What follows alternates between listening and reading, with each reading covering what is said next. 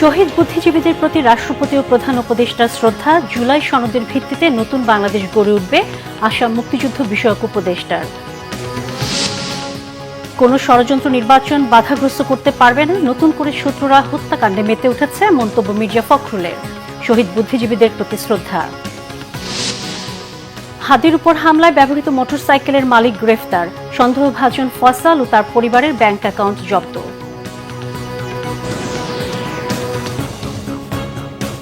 দেখছিলেন crown cement সংবাদ শিরোনাম। এবারে বিস্তারিত। শহীদ বুদ্ধিজীবী দিবসে জাতির শ্রেষ্ঠ সন্তানদের শ্রদ্ধা জানিয়েছেন রাষ্ট্রপতি মোহাম্মদ শাহাবুদ্দিন ও প্রধান উপদেষ্টা ডক্টর মোহাম্মদ ইউনূস। এ সময় যুদ্ধাহত মুক্তিযোদ্ধা, প্রধান বিচারপতি ও উপদেষ্টা পরিষদের সদস্যরাও উপস্থিত ছিলেন। জুলাই সনদের ভিত্তিতে নতুন বাংলাদেশ গড়ে উঠবে বলে আশা মুক্তিযুদ্ধ বিষয়ক উপদেষ্টা ফারুকী আজমের। রিপোর্ট করছেন সেকান্দার রহমান।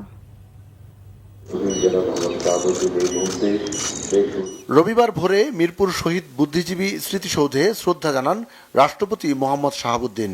শ্রদ্ধা নিবেদনের পর কিছুক্ষণ নীরবে দাঁড়িয়ে থাকেন রাষ্ট্রপতি। সেনাবাহিনীর একটি চৌকস দল সশস্ত্র সালাম জানায়।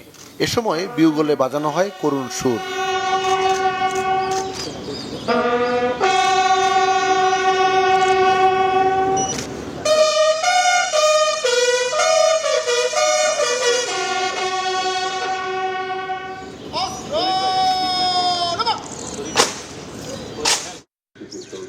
পরে অন্তর্বর্তী সরকারের প্রধান উপদেষ্টা অধ্যাপক ডক্টর মোহাম্মদ ইউনূস দেশের কৃতি সন্তানদের স্মৃতির প্রতি গভীর শ্রদ্ধা জানান ও কিছুক্ষণ নীরবতা পালন করেন।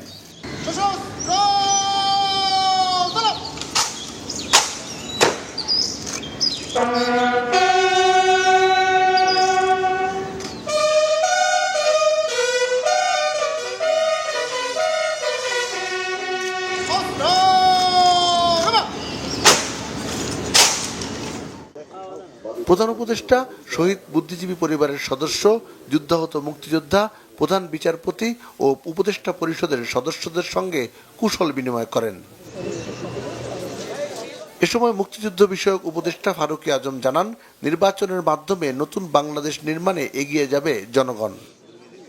নতুন বাংলাদেশ তো জনগণ তৈরি করবে, এটা জনগণের সর্ব অবস্থান থেকে জনগণের পার্টিসিপেশনে নতুন বাংলাদেশ গড়ে উঠবে।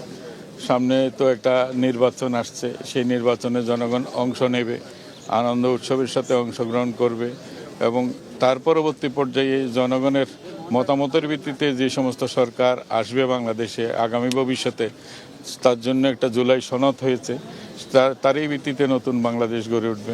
অন্তর্বর্তীকালীন সরকার পুরো জাতিকে সাথে নিয়ে একটি বৈষম্যহীন ন্যায়ভিত্তিক বাংলাদেশ গড়ার কাজ করছে বলেও জানান উপদেষ্টারা। ওরা ভেবেছিল জাতির শ্রেষ্ঠ সন্তানদের শহীদ করার মধ্য দিয়ে এদেশের স্বাধীনতা, সার্বভৌমত্বের যে আশা আকাঙ্ক্ষা তা স্থমিত করে দেওয়ার জন্য। কিন্তু 16ই ডিসেম্বর এদেশের সূর্য সন্তানেরা কিন্তু স্বাধীনতা ছিনিয়ে এনেছিল, দেশ স্বাধীন হয়েছিল 1971 সালে। এত বছর পরে এসে 2024 সালের 5 আগস্ট আবারও সেই ছাত্র জনতা মিলেই এদেশের মানুষকে নতুন করে আশার আলো দেখিয়েছে। সামনে নির্বাচন, সেই নির্বাচনে এমন একটি সরকার প্রতিষ্ঠিত হবে যে সরকার এদেশের মানবাধিকার প্রতিষ্ঠা করবে, আইনের শাসন প্রতিষ্ঠা করবে এবং অবশ্যই মানুষের কথা বলার স্বাধীনতা বজায় রাখবে, এমন প্রত্যাশা সাধারণ মানুষের। সিকান্দার রহমান, বাংলা ভিশন, মিরপুর শহীদ বুদ্ধিজীবী কবরস্থান, ঢাকা। নির্বাচনের মাধ্যমে মানুষ আবারও গণতান্ত্রিক বাংলাদেশের স্বপ্ন দেখে বলে মন্তব্য করেছেন বিএনপি মহাসচিব মির্জা ফখরুল ইসলাম আলমগীর। সকালে শহীদ বুদ্ধিজীবী দিবসে মিরপুর বুদ্ধিজীবী স্মৃতিসৌধে শ্রদ্ধা জানায় বিএনপি। পরে সাংবাদিকদের সাথে কথা বলেন দলের মহাসচিব মির্জা ফখরুল ইসলাম আলমগীর।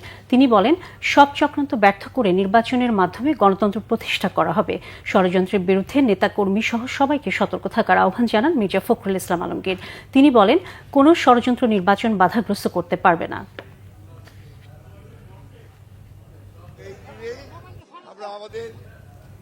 ওসমান হাদির উপর হামলায় ব্যবহৃত মোটরসাইকেলটির নম্বর প্লেটের সূত্র ধরে একজনকে গ্রেফতার করা হয়েছে।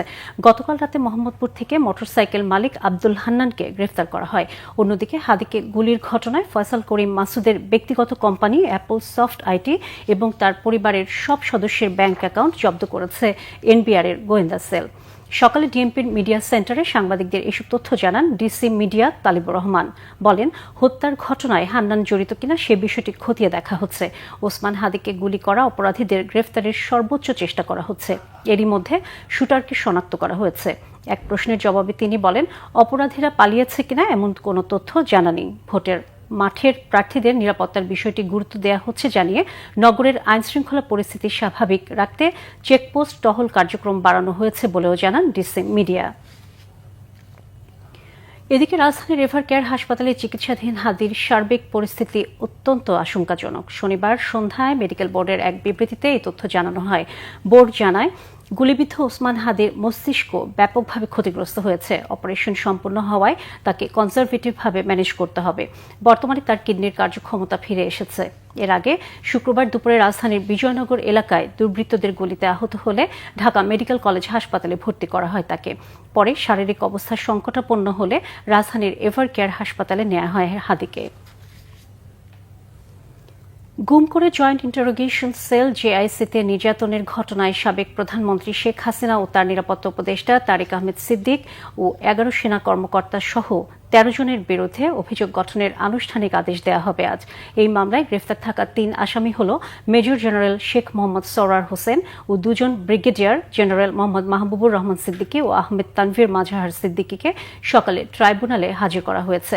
এর আগে গত রবিবার ট্রাইব্যুনাল 1-এ আসামিদের বিরুদ্ধে অভিযোগ গঠন চেয়ে শুনানি শেষ করেন চিফ প্রসিকিউটর মোহাম্মদ তাজুল ইসলাম।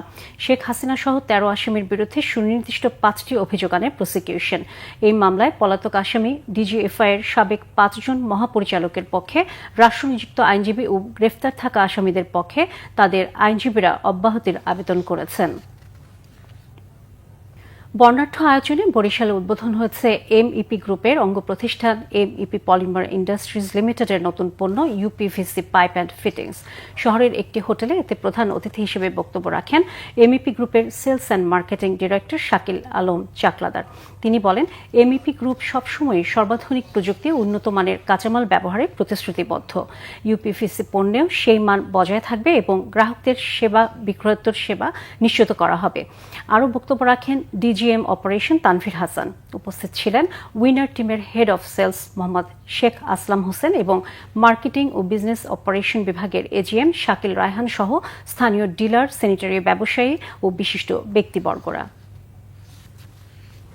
দর্শক, এই ছিল এখনকার মতো। পরের সংবাদ দুপুর 2টায়। এর আগে একটা রয়েছে নিউজ টপ 10, দেখার আমন্ত্রণ রইল। এছাড়া বাংলা ভিশন সংবাদ ও সংবাদ সংশ্লিষ্ট অনুষ্ঠান দেখতে ভিজিট করুন www.bpnews24.com ও facebook.com/banglavisionnews-এ এবং সাবস্ক্রাইব করুন youtube.com/banglavisionnews-এ। সাথে থাকার জন্য ধন্যবাদ সবাইকে।